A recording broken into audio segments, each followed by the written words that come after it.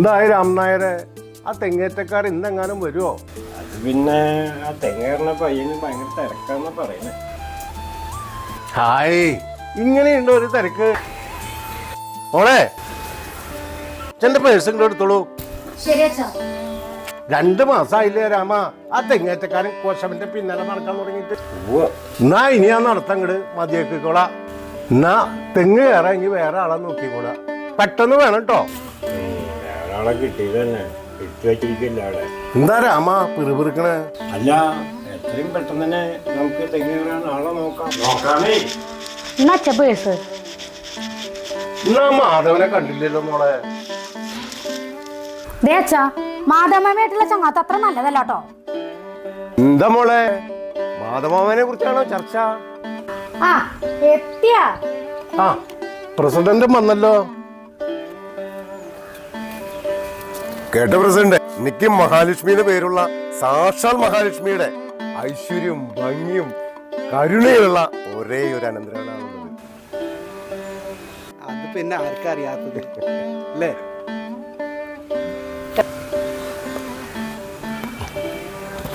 ആ മഹാലക്ഷ്മിയെ കാണാതെ സാക്ഷാൽ ഭഗവാൻ കൃഷ്ണനെ പോലും കാണാൻ പോവാറില്ല.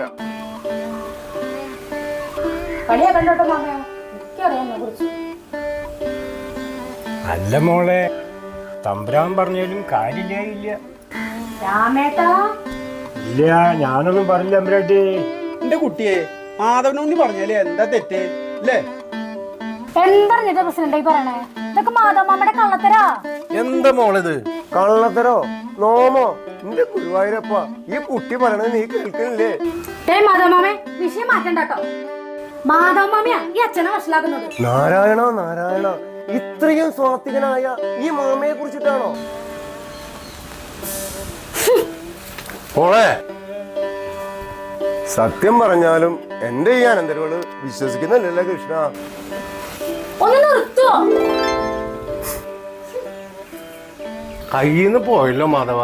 ഇനിയിപ്പൊ താൻ തന്നെ വന്ന് എന്തെങ്കിലും പറഞ്ഞ് ആശ്വസിപ്പിക്കും, അല്ലെങ്കിൽ ഇന്നത്തെ ദിവസം മുഴുവൻ പണക്കത്തിലായിരിക്കും. അതാ നല്ലതല്ലേ അളിയ?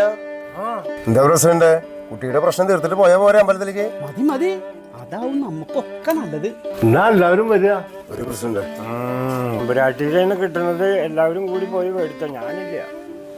എന്താ രാമോ രാമാന്തം? ഏയ് ഒന്നുമില്ല. എന്നാ കയറി വരിക.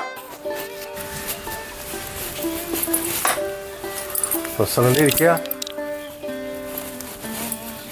എന്താ മോളെ ഇത്? എന്താണത്?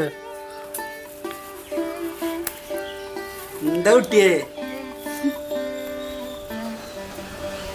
എന്റെ മോള് പറയാ, കുട്ടിയുടെ പ്രശ്നം തീർത്തിട്ട് ഇന്ന് മാധവമാമ ഗുരുവായൂരപ്പനെ കാണുന്നുള്ളൂ. പോരെ? ഇത് തന്നെയാ പ്രശ്നം. ഞാൻ എത്ര പ്രാവശ്യം പറഞ്ഞിട്ടുണ്ട് മാമേ, ഈ അച്ഛന് മുറുക്കാൻ കൊടുക്കരുതെന്ന്. അതാണ് ആ കാര്യം. ഞങ്ങള് വയസ്സന്മാർക്ക് സൊറ പറഞ്ഞിരിക്കുമ്പോ അതിന്റെ കൂടെ 4 കൂട്ടി മുറുക എന്ന് പറയുന്നത് ഒരു രസ.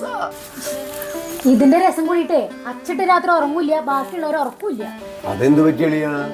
ഒന്നുമില്ലാന്ന്, ചെറുതായിട്ടൊരു പല്ലുവേദന. ചെറുതായിട്ടോ?